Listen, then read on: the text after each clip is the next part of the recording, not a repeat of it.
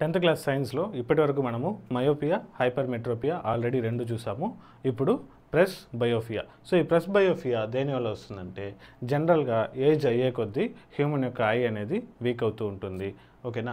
At the same time accommodation of I అనేది decrease అవుతుంది. ఎందుకు డిక్రీజ్ అవుతుందంటే సిలరీ మజిల్స్ వచ్చి అంత ఎఫెక్టివ్గా ఉండదన్నమాట. కాబట్టి మనకేమవుతుందంటే ఆ ఐ పవర్ అనేది గ్రాడ్యువల్గా డిక్రీజ్ అవుతుంది. దాన్నే మనం ఏమంటామంటే ప్రెస్ బయోపియా అంటాం. దీనికి రీజన్స్ ఏంటి?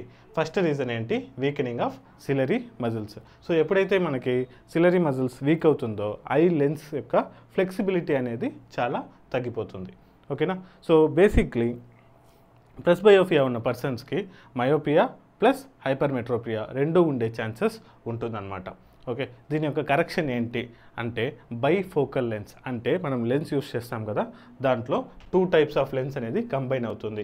అప్పర్ పార్ట్ ఏమో కాన్కేవ్ లెన్స్ ఉంటుంది, లోయర్ పార్ట్ ఏమో కాన్వెక్స్ లెన్స్ అవుతుంది అనమాట. దీని మీద ఎంసీక్యూస్ చాలాసార్లు అడిగాడు. బైఫోకల్ లెన్స్లో అప్పర్ పార్ట్ దేనికి యూజ్ అవుతుంది, లోయర్ పార్ట్ దేనికి యూజ్ అవుతుంది, అండ్ అక్కడ యూస్ చేసే lens A type of lens అని చెప్పి అసర్షన్ రీజన్లో కానీ లేకపోతే ఎంసీక్యూస్లో కానీ చాలాసార్లు అడిగారు. దానికి ఆన్సర్ ఏమంటే అప్పర్ పార్ట్ వచ్చి కాన్కేవ్ లెన్స్, ఇది డిస్టెన్స్ సైట్కి యూజ్ అవుతుంది. అదేవిధంగా లోయర్ పార్ట్ వచ్చి కాన్వెక్స్ లెన్స్, ఇది నియర్ ఆబ్జెక్ట్స్ని చూడడానికి యూస్ అవుతుంది. ఈ రీల్ని 10th చదివే మీ ఫ్రెండ్స్ అందరికీ ఫార్వర్డ్ చేయండి. నెక్స్ట్ ఏ టాపిక్ ఎక్స్ప్లెయిన్ చేయాలో కమెంట్లో మెన్షన్ చేయండి.